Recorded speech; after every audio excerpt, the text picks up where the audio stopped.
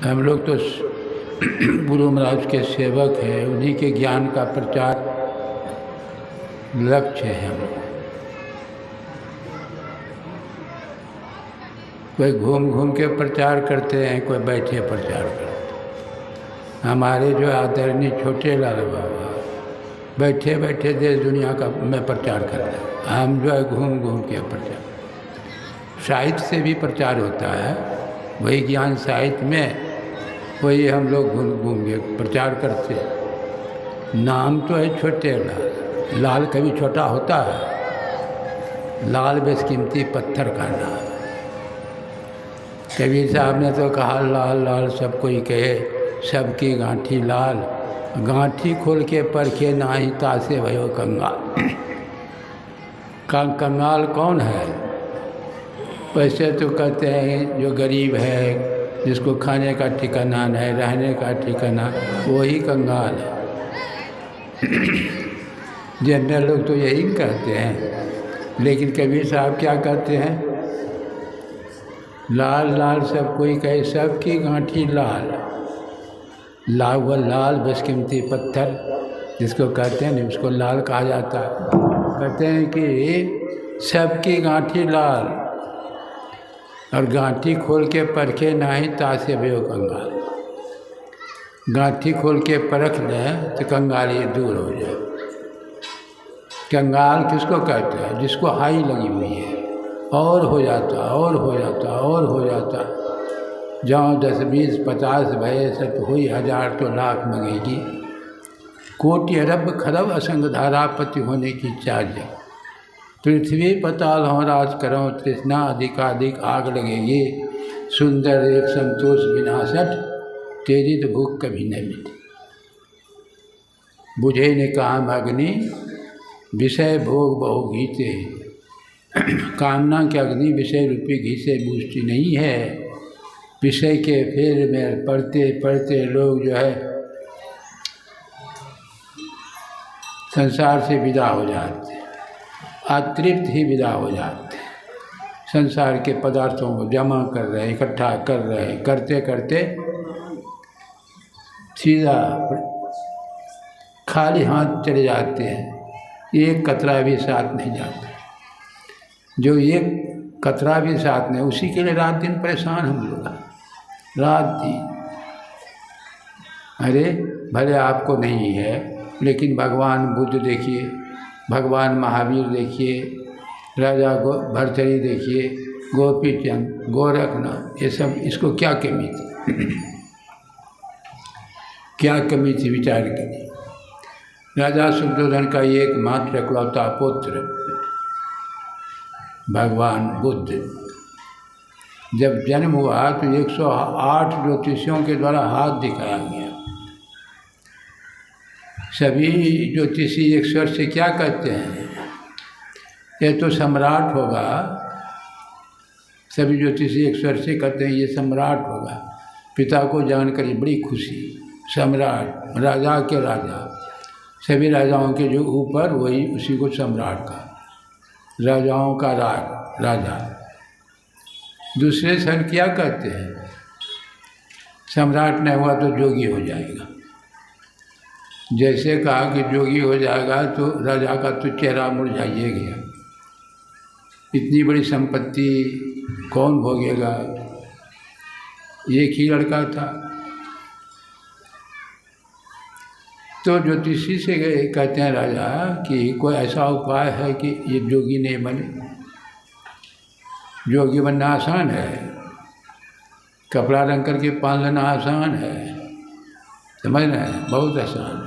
एक ड्राम में पानी में थोड़ा सा रंग घोर दीजिए और डुबा डुबा करके पहनाते जाए, सब जोगी है। जोगी आसान नहीं है। नमूना तो आपके सामने है। कहते हैं छोटे लाल बाबा नमूना ये है कि सादा कपड़ा पहने, अरे कपड़ा से कोई जोगी होता नहीं। सभी रंगा लेते, पहन लेते, सब जोगी। जब मैं कुप्पा घाट में व्यवस्थापक था, पूज्य बाबा साहिब स्वामी जी महाराज के बाद, जब वो उन्होंने हमारे ऊपर भार दे दिया। 2 साल रहा होगा, ज़्यादा दिन नहीं था। तो गांव घर से बच्चे सब जाते थे पढ़ने के डर से, या घर में कुछ खटपट हुआ भाग करके कुप्पा घाट कहते कि बाबा हम जो है साधु बनना चाहते हैं। भाई जा, पढ़ने का समय है तो पढ़ जा। नहीं, पढ़ने के डर से तो गए। वो सोचता था कि वहाँ तो एकदम काजू किशमिश वाला बादाम सब खाते हैं, एकदम काम धाम करना नहीं पड़ता है, खा करके साधु सब देखते हैं। तो उनके मन में था कि जाएंगे खूब खाएंगे, वहाँ बैठे बैठे काम नहीं करना पड़ा, यहाँ तो पढ़ना ये सब भारी दिक्कत। बहुत मना करने के बाद भी तैयार नहीं होते। तब मैं कहता क्या ठीक है, रहना चाहते तो रहो, लेकिन जाओ जैसा पानी पटाओ। सोचने लगता था कि सोचे थे भाई कुप्पा घाट जाते हैं आश्रम में तो बैठे बैठे खाना मिलता है, यहाँ भी काम करना पड़ता है। कहावत नहीं है, घर में हुआ खटपट तो चल बाबा के मठ पर। अब बाबा मांगा टहल तो रमते रह, रमते में पड़ा पक्का तो गृहस्थी है पक्का। गृहस्थी है पक्का है, सब जितना आश्रम है गृहस्थी पर निर्भर है। तो वहाँ से चलो हरिद्वार, वहीं मिलेगा, घूमते फिरते खाना मिल जाएगा बढ़िया बढ़िया, पैसों कुछ मिलेगा। बोलते कभी घी घना, कभी मुट्ठी भर चना, कभी वह भी मना, तब फिर लौट करके घर। अरे गृहस्थी तो पक्का है, ये जोगी बनना आसान नहीं है। अब राजा का लड़का भगवान बुद्ध कहते हैं कोई उपाय ऐसा है कि ये जोगी नहीं बने। कहाँ उपाय तो है, क्या है कि इस तरह व्यवस्था कर दीजिए कि किसी तरह का अभाव नहीं, जो इच्छा करे वो मिल जाना चाहिए। तो 6 ऋतुओं के अनुकूल आलिशान भवन, एयर कंडीशन बना दिए। अपने यहाँ 2 महीने की एक ऋतु, तो 6 महीना 6 भवन बनाए साल भर रहने का। 2 महीना इस भवन में, 2 महीना उस भवन में, 2 महीना उस भवन में, हमेशा खाने के लिए 56 प्रकार व्यवस्था, 56 प्रकार भोजन की व्यवस्था, 1-2 प्रकार नहीं, 56 प्रकार। और जब कुछ सियाना हुआ तो विश्व सुंदरी नारी से शादी कर दी। देखिए व्यवस्था हो रही है क्या। रहते रहते एक गुलाब जैसा राहुल का जन्म हुआ, एक लड़का गुलाब जैसा जन्म। पिताजी समझ गए अब तो ये जोगी नहीं हो सकता। कुछ दिन के बाद पिता के पास जाते हैं कि आप आज्ञा दीजिए, मैं संन्यास ग्रहण करना चाहता हूँ। तो सुन करके पिता का तो सूख गया। क्या क्यों, ये क्या चीज़ की कमी यहाँ? आपके हजारों आगे पीछे दासियाँ सेवा करने वाली, खाने की कमी नहीं, जो इच्छा वही सब पर्याप्त है, फिर सन्यासी क्यों बनना चाहते हैं? कहा भगवान बुद्ध ने कि हमको यदि 4 चीज़ दे दें तो हम सन्यासी नहीं बनेंगे। तो कहिए क्या चीज़ चाहिए? कभी मैं रोगी नहीं हूँ। देखिए क्या आप कहते हैं, कभी ऐसा उपाय कीजिए कि कभी मुझे रोग नहीं हो, कभी बूढ़ा नहीं हो, कभी मरूं नहीं। अब देखिए मैंने ऐसा शर्त रखा तो पिताजी तो कहा कि ये तो संभव नहीं है, ये तो प्रकृति का नियम है, जिसका जन्म हुआ वो तो मरेगा, चाहते ध्रुव में बूढ़ा होना ही है। धीरे धीरे प्रकृति में 3 गुण अनवरत से काम करते रहते हैं। रजोगुण का काम है पैदा कर देना, सतोगुण का काम है विकास करना, पोषण करना, और तमोगुण का काम है विनाश कर देना। देख लीजिए हम लोग छोटे थे, धीरे धीरे बढ़ रहे हैं। रजोगुण का काम है पैदा करना, सतोगुण विकास और पोषण करना, और तमोगुण विनाश। अपने सनातन धर्म में 3 देवता 3 गुण के प्रतीक हैं कि नहीं? ब्रह्मा रजोगुण के, विष्णु सतोगुण के, भगवान शंकर तमोगुण। तीनों पृथ्वी में आप देखिए, संसार में दृष्टि जोड़ाइए, कौन ऐसा चीज़ है जहाँ परिवर्तन नहीं हो रहा? छोटा पौधा धीरे धीरे बढ़ रहा है, बढ़ करके फिर सब दिन नहीं बढ़ता रहता, फिर विनाश की तरफ। मकान देखते हैं, लगता है अस्थिर है, अस्थिर है। अरे विवेक से देखिए, विवेक की दृष्टि से देखिए, नहीं, उसमें भी परिवर्तन हो रहा है। हम आपके शरीर में परिवर्तन पता लगता है? बच्चा थे कब जवान हो गए, कब बूढ़ा, परिवर्तन जो हो रहा है पता लगता है, लेकिन हो रहा है कि नहीं? ये तो नेचर है, प्रकृति का ये। तो रात को 12 बजे निकल गए भगवान बुद्ध, राजपाट छोड़ करके। हमको जो है मृत्यु पर विजय प्राप्त करना है, अमृत प्राप्त करना है। निकल गए राजपाट छोड़ करके। और देखिए उनकी जीवनी पढ़िए, देखिए कितनी इच्छा तीव्र थी उनकी। बैठे तो बैठे, ध्यान करने लगे तो बैठे तो बैठे, मांस सूख गया, हड्डी दिखाई पड़ रहा, भूखे प्यासे के जब तक हम ज्ञान नहीं प्राप्त करेंगे तब तक जो उठेंगे नहीं। तो कहने का मेरा मतलब कि जो जिसके लिए हम आप प्रयास करते हैं उनको तो पर्याप्त मात्रा में उपलब्ध था, उनको तो छोड़ छाड़ के नहीं जाना चाहिए था। अरे ये सब भी जो करते हैं, थोड़ा सा आपको सुख देगा, थोड़ा सा सुख। भूख लगी है तो वही अन्न खाएंगे, थोड़ी देर के लिए भूख का दुख समाप्त, आप फिर भूख सवार हो जाता है कि नहीं? प्यास लगी है, पानी पीजिए, प्यास का दुख थोड़ी देर के लिए समाप्त, फिर प्यास का दुख समाप्त। ये विषय सुख इसी तरह है, लगेगा थोड़ा सा सुख, फिर दुख में परिणत हो जाता। लेकिन ये इसी के पीछे एकदम जो है, बुझे ने काम तुलसी विषय भोगी थे। राजा आयाती, कितने बड़े राजा थे, वो भी चक्रवर्ती राजा।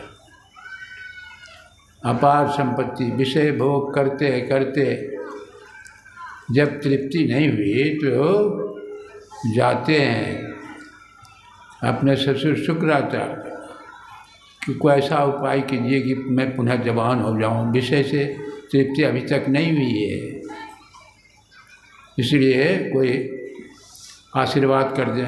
कहा कि अरे आशीर्वाद क्या, जाओ, तुमको कई लड़के हैं, किसी से जवानी मांग लो। गए, सभी बच्चे जवानी देने के लिए तैयार नहीं हुई। एक छोटा था उनका लड़का पुरु, कहा कि पिताजी आप जिसमें राजी खुश रहें, मैं देने के लिए तैयार हूँ। कहा तुम अपनी जवानी दे दो। जवानी दे देते हैं, फिर जवान हो गया राजा, फिर जवान हो गया, फिर वही विषय तृष्णा तुन हुई बूढ़ी, हमें बुढ़ापा चाट गया। तृष्णा जो है कभी नहीं होती है, जिसके लिए हम आप फिदा हैं वह आपका कब तक साथ देगा, कब तक साथ देगा? जब तक शरीर है तभी तक नहीं, उसके बाद क्या होगा? यहाँ तो पैसा आया तो आप बड़ा, अब उसके रास्ते में जो है कौन पैसा कम देगा? यही परिवार सब है, बाल बच्चे है, बड़ा वह दूसरे जहान में जाएंगे तो यही सब जाएगा। बच्चा सब नहीं देखे, पांचों भाई पांडव, महाभारत की लड़ाई समाप्त हो गई तो सब एक साथ पांचों भाई पांडव और द्रौपदी स्वर्गारोहण किए, स्वर्ग चलने की तैयारी, स्वर्ग जाने लगे तो द्रौपदी रास्ते में गिर गई। तो भीम पूछते हैं युधिष्ठिर महाराज से कि भाई द्रौपदी तो पांचों की पत्नी थी, फिर क्यों गिर गई? कहा पांचों की पत्नी तो जरूर थी, लेकिन विशेष करके अर्जुन को चाहती थी, इसी पक्षपात के कारण यह गिर गई। फिर नकुल गिरने लगे तो कहा नकुल को अपना सुंदरता का बड़ा घमंड था, बहुत सुंदर थे। जंगल जाने लगे तो चेहरे पर धूल पोत लिए थे, सुंदर इतना था, कहीं महिलाएं पीछा नहीं कर। सहदेव गिरने लगे तो ये क्यों गिरा? कई ये ज्योतिष विद्या का प्रकांड विद्वान था, ये सब जानता था महाभारत लड़ाई में क्या होने वाला है, लेकिन बिना पूछे नहीं बोलता था, बड़ा घमंड। गिर गए। अर्जुन गिरने लगे तो कहा कि ये क्यों गिर रहा है? क्या इन्होंने कहा था कि मनोजुग पर लड़ाई लड़ूंगा तो 3 दिन में महाभारत की लड़ाई समाप्त कर दूंगा, लेकिन 18 दिन लड़ना पड़ गया, इसी कारण गिर गए। भीम जब गिरने लगे तो कहा कि भाई मैं क्यों गिर रहा? कहा तुम अपने बल का बड़ा डींग हाँकते थे, किसी का पेट भरे या नहीं भरे तो आधा खा लेते थे, इसीलिए गिर गए। अब स्वर्ग से विमान आया, युधिष्ठिर महाराज से कहते हैं कि महाराज चलिए, स्वर्ग से विमान इंद्र लेकर के आए, कहा चलिए स्वर्ग। तो उनके साथ एक कुत्ता था। देखते हैं बड़े लोग, आजकल बड़े लोग देखते हैं किसको कार पर जाते हैं कि कुत्ता से जितना प्रेम है उसको आदमी से नहीं है। एक तो कुत्ता को बैठा लेंगे, एल्सेशियन डॉग। कौन डॉग है? एल्सेशियन। देखिए कितना प्रेम कुत्ता से। उन्हें कुत्ता बनने की तैयारी वो कर रहे हैं। मरेंगे तो कुत्ते नहीं बनेंगे, कुत्ता से प्रेम रहेगा ताकि मरने के समय जिस ख्याल में शरीर त्यागता है वही बनता है, वही कुत्ता पर ख्याल रहे। कुत्ता को चढ़ाने लगे। जो इंद्र कहते हैं कि नहीं, कुत्ता नहीं स्वर्ग जा सकता है, आपके लिए आया है भगवान। कहा कुत्ता नहीं जाकर तो मैं भी नहीं जाऊंगा, ये तो हमारे साथ एक साथी है, इसको छोड़कर मैं कहाँ जाऊंगा। साथ लेके चलता तो साथी बन जाता, अभी तो बहुत दिन से हमारे साथी है। इससे बात होते होते वो कुत्ता साधारण नहीं था, वो धर्मराज अपने स्वरूप में प्रकट हो जाते हैं। कहते हैं युधिष्ठिर, मैं अंतिम समय तक तुम्हारी परीक्षा ले रहा था कि तुम धर्म पर अटल रहते हो कि नहीं। धर्मान गोगच्छता जीवे कर, आप जो भी जब जीवन में किए हैं अच्छा या बुरा वही साथ जाता है और कुछ नहीं साथ जाता। अच्छे कर्म का नतीजा कहीं जाएंगे तो सुख, बुरे कर्म का नतीजा दुख। लोग विश्वास और नहीं करते, बहुत लोग विश्वास नहीं करते पढ़े लिखे। अरे यहाँ जितने लोग बैठे हैं सबकी परिस्थिति एक तरह है, सबकी परिस्थिति एक तरह है, सब देखने में एक तरह लगते हैं। देखिए ये कैसे होता है, कोई सुंदर है, कोई कुरूप है, कोई लुल्ला है, कोई लंगड़ा है, कोई गरीब है, कोई अमीर है। बच्चा जो है जन्म लेता है तो एक बच्चा जो है सोने की कटोरी में दूध भात करता है और दूसरा बच्चा प्लेटफार्म पर जन्म होता है तो डब्बा के भीख मांगता है। यह कैसे हो जाता है? बच्चा तो तुरंत जन्म हुआ और एक डब्बा के भीख मांगने लगा और एक जो है कार पर घूमने लगा। बताइए कैसी बात? यही कर्म प्रधान विश्व रचरक। जो भी अच्छा और बुरा कर्म करेंगे वह साथ में। अच्छा कर्म जाएंगे साथ में, अच्छा कर्म सुख देगा जहाँ भी जाएंगे। सारे अच्छा कर्मों में सबसे श्रेष्ठ कर्म कौन है? वही, यदि आपका मालिक को चाहते हैं सदा के लिए शांति मिल जाए, सदा के लिए दुख से छुट्टी हो जाए, तो गांठी खोल के पर के नहीं, गांठी खोल दीजिए। गांठी क्या है? ये हम आपका शरीर जो है यह जड़ है, इसके अंदर जो आत्मा है चेतन है। जड़ चेतन गुण दोष मय विश्व की निकलता। विश्व सृष्टि कर्ता ने ये संसार की रचना जो की है मिला जुला जड़ चेतन। अरे जड़ में क्रिया जब तक चेतन का समावेश नहीं होगा तो जड़ में क्रिया नहीं हो सकती। मैं हमारे सामने है, ये ऐसे ऐसे नाचने लगे अपने से, हम हाथ पकड़ करके ऐसे ऐसे करेंगे तब डोलने लगे। कहने का मतलब कि हम जो शरीर जो है ये जड़ है, आत्मा चेतन है, ये गठबंधन हो गया है, मिलाप हो गया। जैसे दूध में घी का मिलाप हो जाता है ना, तो घी दिखाई पड़ती है? नहीं दिखाई पड़ती। उसी तरह जड़ में चेतन का समावेश हो गया चेतन का जो चेतनस चेतन जो है उसी को परमात्मा कहा गया। सृष्टि करता है। हम लोग सृष्टि करते हैं कि नहीं? देखिए, विचार कीजिए, आत्मा शरीर के अंदर है तो पैदा करते हैं कि नहीं? पालन करते हैं कि नहीं? विनाश करते हैं कि नहीं? गुण, तीनों गुण हमारे अंदर में है कि नहीं? तीनों गुण, तीनों गुण से जो ऊपर है उसी को गुणातीत व परमात्मा या आत्मस्थ अवस्था की।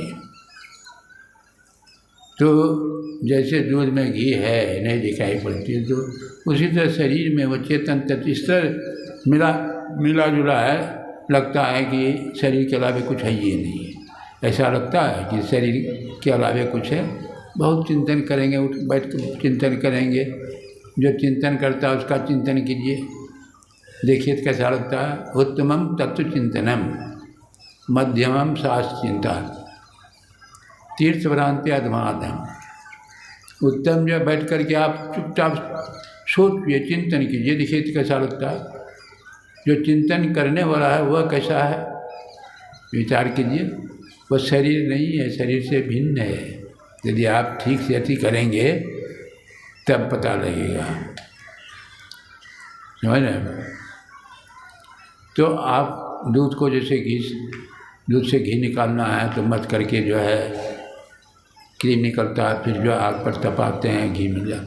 उसी तरह शरीर में से निकलेगा वह जो सार, और जब तक शरीर के साथ है तब तक दुख के साथ हम आप हैं। क्या ये शरीर को दुखालय कहा गया, दुख का घर, दुख का घर है।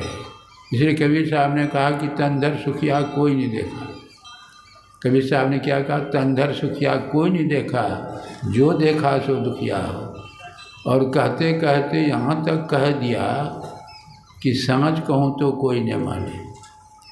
संत ने थे, झूठा कहा न जाई, संत झूठ बोलेंगे। और सांझ कहते हैं तो कोई मानने के लिए तैयार नहीं है, और झूठ तो हम कह नहीं सकते। क्या समझ कहते हैं? ब्रह्मा विष्णु महेश्वर दुखिया, जिनिया रात चलाई।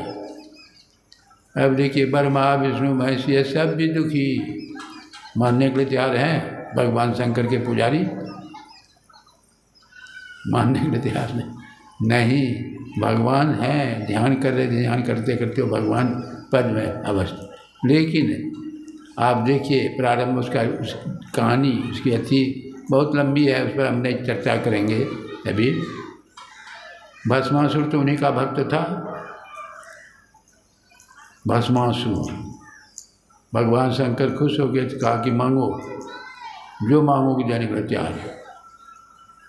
भगवान खुश हो जाए आपके ऊपर तो क्या मांगेंगे?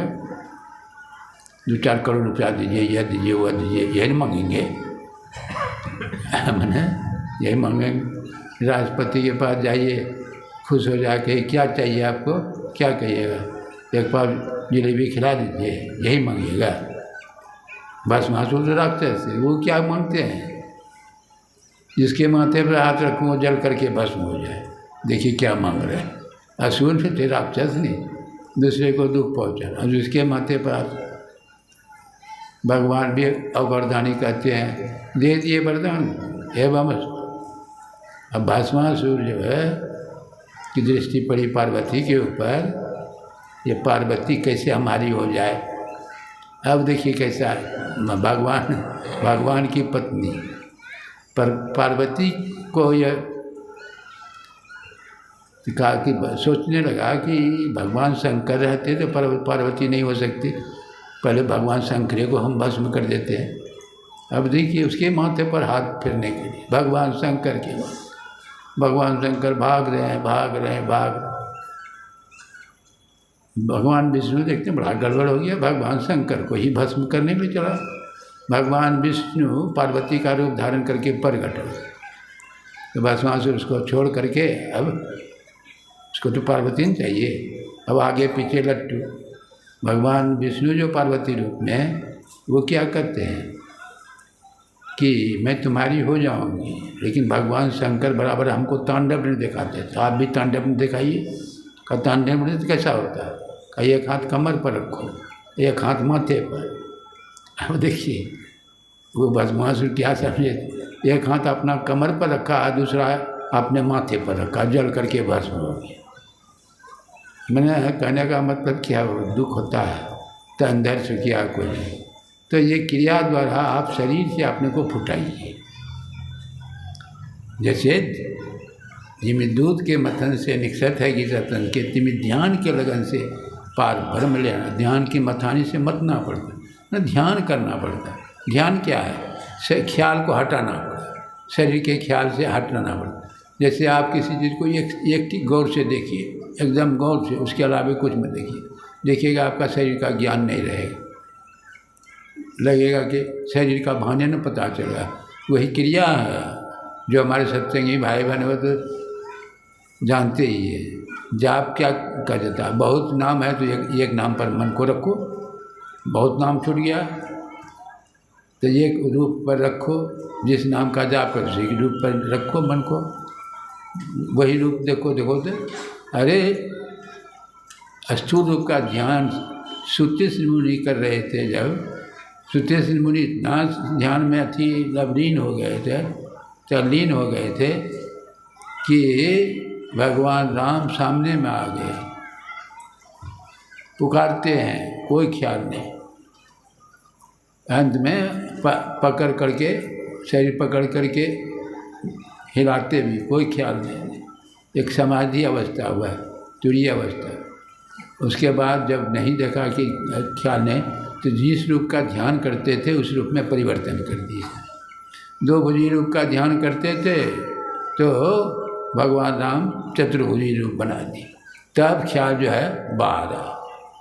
तो देखिए मैंने शरीर से अलग करना, स्थूल रूप सूक्ष्म रूप से बिंदु ध्यान जिसको कहते हैं, बिंदु ध्यान। दोनों दृष्टि की धाराओं को मिलाकर मिलन स्थान पर मन को टिका के देखो, इसी को बिंदु ध्यान कर। स्पष्ट जो शिक्षाचार्य जानते हैं, नहीं यह तो सीख लीजिए। उसमें क्या है, एक टक देखिए, देखते देखते दृष्टि की दोनों धार मिलेगी, अंधकार मंडल खत्म, अंधकार फटेगा, चमचमाता प्रकाश में बिंदु, तेजो बिंदु परम ध्यानम, विश्वात्म हृदय संसार। विश्व की आत्मा तेजस बिंदु का ध्यान परम ध्यान है। जित क्रिया बिना जाने बिनु गुरु भवनिधि तरे। ये साधारण जाप करना, स्वरूप का ध्यान तो प्राय सभी लोग जानते हैं, करते भी हैं, लेकिन इससे आप शरीर से अलग नहीं हो सकते, शरीर में रहेंगे। स्थूल शरीर से अलग होने के लिए बिंदु ध्यान है, फिर सूक्ष्म शरीर से अलग होने के लिए शब्द ध्यान है, शब्द योग की क्रिया है। जैसे प्रकाश मंडल में जाएंगे आपको शब्द सुनाई पड़ेगा, ज्योतिरंतर्गतम ध्वनि।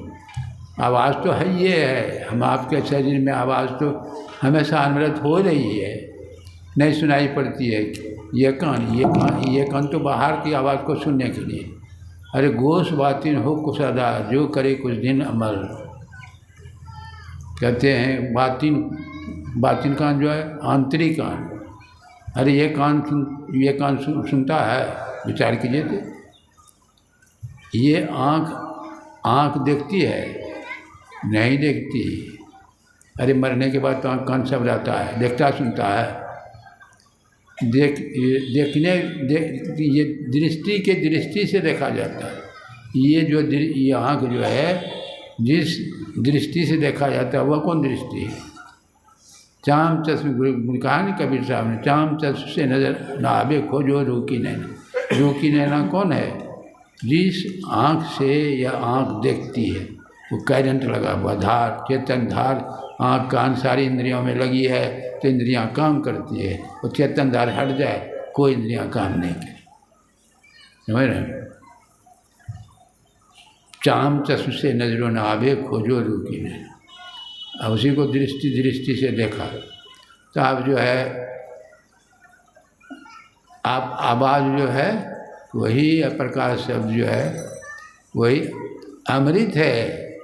गुरु रविदास कहते थे ये दोनों परमात्मा का हाथ है। हम शरीर से प्रकाश में गर्मी निकल जाए, देखते हैं, अंत में डॉक्टर साहब आते हैं, थर्मामीटर लगाते हैं, पहरा नहीं चढ़ा तो मृतक घोषित नहीं करते। तब क्या करते हैं, आला लगा कर देखते हैं कहीं खटखुट की आवाज़ तो नहीं हो रही है। आवाज़ बंद तो मृतक घोषित कर देते। अब मुर्दा में गर्मी आ जाए, मुर्दा बोलने लगे, उसको कोई मुर्दा कहेगा नहीं। तो उसी तरह वो क्रिया जन कीजिए। जब शरीर से अलग हो जाएंगे नहीं, तो देखिए शरीर के साथ रह करके जो ज्ञान करता है वो संसार का, विषय का सुख लेते हैं संसार का। और शरीर से अलग होने के बाद जो ज्ञान होता है वही ब्रह्म का ज्ञान। जैसे दूध के साथ घी है मिला जुला, उस घी से आप पूरी बुनिया रसगुल्ला बना सकते हैं नहीं, खोआ बना सकते हैं, पेड़ा बना सकते हैं, लेकिन पूरी बुनिया नहीं बना सकते। जब वह घी अलग हो जाएगा तो उससे आप पूरी बुनिया बना सकते हैं। दूध के साथ जो घी मिला हुआ है, या दूध के साथ दूध से अलग जो घी है, दोनों का काम अलग अलग है। उसके शरीर के साथ जो आत्मा है, संसार का लाभ, संसार का सुख, और शरीर से अलग करके जो ज्ञान होगा वह परमात्मा का ज्ञान, परमात्मा सुख, वह उसी सुख, वह सुख का न अंत होता है न मैंने कहा न, सपनों नहीं दुख दे दर्शन बाट कोटि, स्वप्न में सपनाएंगे भी नहीं दुख हो। अब देखिए, जब जैसे दूध से घी जब अलग होता है तो फिर दूध में डाल दीजिए, पहले जैसा मिलेगा? लाख कोशिश कीजिएगा नहीं मिलेगा। वही जीवन मुक्त पुरुष उसी को कहा जाता है। जैसे जलमयी कमल निरालम, मुर्गा न साने, सूरत शब्द भवसागर तरिए, नानक नाम बखान। जैसे जल में कमल रहता है, जल से विकास करता है, पोषण करता है, लेकिन जल उस पर नहीं चढ़ता। उसी तरह बाल बच्चा परिवार के साथ रहेंगे, कौन जन्मता है कौन मरता है, मैंने आपके ऊपर कोई असर नहीं। सुख हर से ही दुख जड़ भी लिखाई, दो समझी रहे जग। दुख में नहीं करते, सुख में हर्षित होना और दुख में दुखी होना तो सर्वसाधारण लोग करते। और जो ज्ञानी होता है उस स्तर का, जो अपने को जान लिया, तो न वह सुख में हर्षित होता है न दुख में दुखी होता है। वो समत्व प्राप्त करते किए हुए महापुरुष। तो ये जो है, आप रहेंगे तो संसार में परिवार में बाल बच्चे के साथ रहिए, मनाही नहीं है, लेकिन ये क्रिया जानकर करते करते जीवन मुक्त। जब शरीर छूट जाएगा तो उसी को कहते हैं विदेह मुक्त। यही थोड़ा सा निवेदन कर दिया। आप बोलिए श्री सद्गुरु महाराज।